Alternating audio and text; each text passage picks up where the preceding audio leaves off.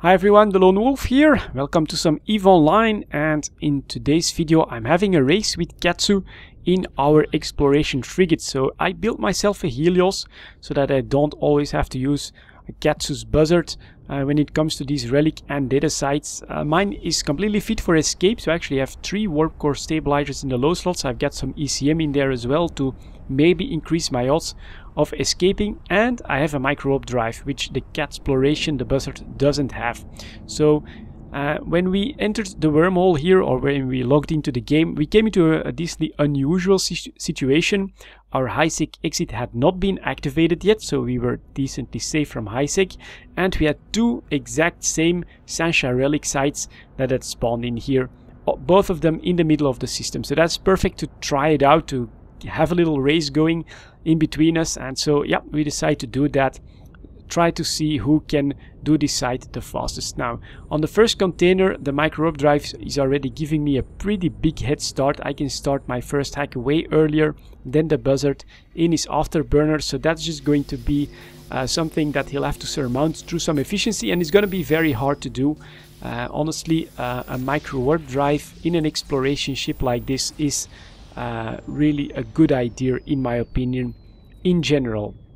One thing that I should also note is that this specific Sancha relic site, I would consider it average in travel time in between containers. They're all, I would say, almost 20 kilometers, 10 to 20 kilometers from each other. There are other sites where you have to do a lot more traveling, where they're like 50 kilometers from each other, and then the micro warp drive is going to show itself to be even more efficient. And of course, if you want to avoid the PvP traps, what you want is as little time as is necessary inside the hacking site visible on the scan. So here comes the second one, and of course we should also keep one eye on the loot. This puts us at 5 million from 2 containers. On the next one, I actually decided to go for a Sancha Rebel at 20 kilometers. The reason is, if it's 15 kilometers or less than that, it's not efficient to burst the micro warp drive anymore, because I'll overshoot the container. But at 20 it's almost perfect. I set an orbit at 500 and I don't overshoot the container. I can start the hack just a little bit more quickly, and this container was also on the outside of what was remaining, so that's pretty good. And here is the Rebel hack, green core, but let me check the loot. 5.7 million from the green core, so that's not bad. Don't ignore those rebels, I would say. They actually do make you some money.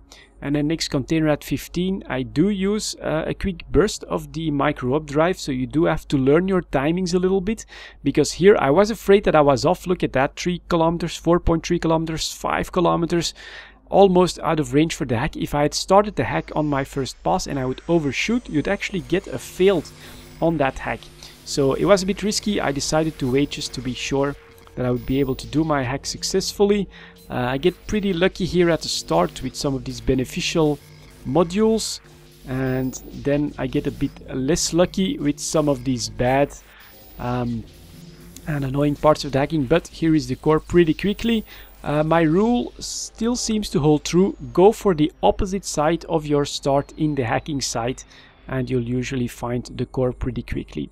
In the meantime, the buzzard and Katsu on Skype is doing the exact same thing, but the general impression is that it is a little bit slower than a Helios with a micro warp drive, or another exploration ship with a micro warp drive. So if you can fit it, I would really advise that you do so. In the meantime, the loot's not doing bad, 16.6 million. I would say that this again is pretty much average for these relic sites. The data sites are still pretty terrible in my opinion. But for these relic sites, around maybe 15 to 20 million is what you can expect on average. With some outliers, that'll yield quite a bit more.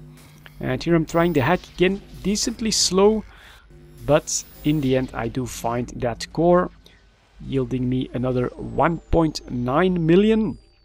And of course we are keeping an eye on D-scan. To be honest, that's more to keep an eye on each other and make sure that he's still doing his hack while we're trying out this race against each other. When it comes to doing the exploration in the sites, it's just good practice, trying to get your routine going and figuring out what's actually the more efficient way of doing them can maybe be helpful for some viewers as well that want to make some money this way, because this activity, hacking like this, is actually a pretty good money maker.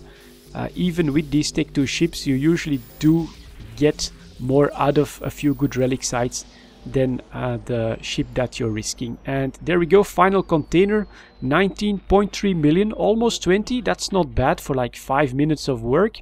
I go back to the drop, and over there we can see I actually finish first in 5 minutes 15 seconds is the time that I'm like visible on this scan for people that want to set up a trap, or that I'm at the risk of getting ganked or something like that.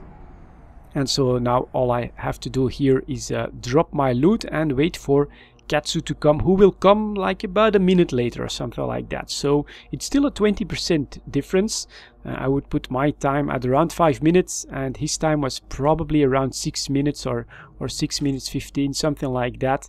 So yeah, that's really the choice you have to make. While I agree that a micro warp drive will probably make you more vulnerable to a short point, it does save you time when doing the sites. And again, keep in mind, this is already a difference on what I would call a decently average site when it comes to the travel time. There are relic and data sites where you need to do a lot more traveling, and where the micro warp drive is actually going to make an even bigger difference than what we're getting to see here in this test. But the loot in the end was not bad. I got 19 million, and I think that Katsu got like 64 million or something like that. He actually got pretty lucky with the loot, as you'll see in a moment. But there he arrives. Yeah, 6:30, 6:35, so a bit over a minute more, because he uses an afterburner and I use a micro warp drive. And there he'll drop the loot, and you'll see how nice of a jump that one is. So there you go, guys. Quick race for exploration. Thank you very much for watching, and I'll see you all next time.